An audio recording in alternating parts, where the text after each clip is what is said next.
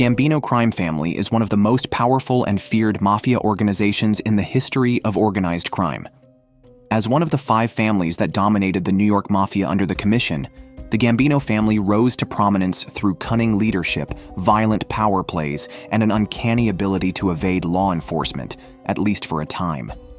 From its early roots in the Prohibition era to its influence over construction, labor unions, drug trafficking, and extortion, the Gambino family's story is a testament to both the resilience and eventual decay of La Cosa Nostra in America. The family's operations stretched far beyond New York, with deep-rooted ties in Las Vegas, Florida, Sicily, and South America, making it one of the wealthiest and most influential crime syndicates in U.S. history. At the heart of this criminal dynasty stand 2 legendary yet vastly different figures, Carlo Gambino and John Gotti. Gambino was a master strategist who valued secrecy, loyalty, and patience, ruling from the shadows and ensuring his empire thrived with minimal outside interference. In stark contrast, Gotti was a media-obsessed, flamboyant gangster who basked in the public eye, relishing his role as the people's mobster. Their stories, while deeply intertwined, highlight the stark differences in mafia leadership, one that led to lasting power, and the other that hastened the family's downfall. This is the story of the Gambino crime family, a saga filled with betrayal, power, and an unrelenting pursuit of control. Born in Palermo, Sicily, in 1902, Carlo Gambino was steeped in the traditions of the Sicilian mafia from a young age. His arrival in New York City in 1921 marked the beginning of a career built on quiet intelligence, calculated moves, and a deep understanding of criminal politics. As a young man, he quickly aligned himself with powerful mobsters like Joe the Boss Masseria and Salvatore Maranzano, 2 early crime lords who fought for dominance in the Castellano War, 1929 to 1931. When Maranzano was assassinated in 1931, Lucky Luciano reorganized the mafia into the 5 families, and Gambino was placed under the leadership of Vincent Mangano, the first official boss of the future Gambino family. Gambino spent decades carefully building his reputation, staying in the background while orchestrating high-level operations involving illegal gambling, loan sharking, and labor racketeering. Carlo Gambino's ultimate power play came in 1957, when his then-boss, Albert Anastasia, was assassinated in a Manhattan barbershop inside the Park Sheraton Hotel, now the Park Central Hotel. The hit was one of the most infamous in mafia history, as Anastasia was shot multiple times while sitting in a barber's chair, lunging toward his own reflection in the mirror before collapsing to the floor. This dramatic execution, widely believed to have been orchestrated by Gambino, eliminated a reckless and violent leader, clearing the path for his quiet, calculated rule. Over the next 2 decades, Gambino transformed his organization into the most dominant mafia family in America, maintaining alliances with Meyer Lansky's Jewish syndicate and the Genovese crime family while keeping a low profile.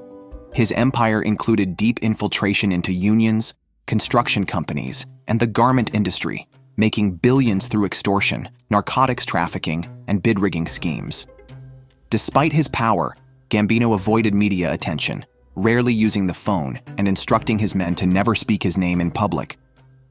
His careful approach allowed him to die of natural causes on October 15, 1976, a fate nearly unheard of for a mafia boss, unlike his successors. Following Carlo Gambino's death, Paul Castellano assumed control of the family. Unlike his predecessor, Castellano was a white-collar criminal, preferring business deals and corporate infiltration over traditional street crime. He expanded the Gambino family's grip on the construction and trucking industries, making millions through union corruption and bid manipulation. At their peak, the Gambino family controlled nearly every major construction project in New York, manipulating contracts to ensure only mafia-approved businesses won the bids. However, Castellano's lavish lifestyle and arrogance alienated the family's blue-collar soldiers, particularly a rising enforcer named John Gotti. On December 16, 1985, in a brazen display of power, John Gotti orchestrated one of the most famous mob assassinations in history. As Castellano and his underboss, Thomas Bellotti, stepped out of their car in front of Sparks Steakhouse in Midtown Manhattan, a team of gunmen ambushed them, executing both men in the street.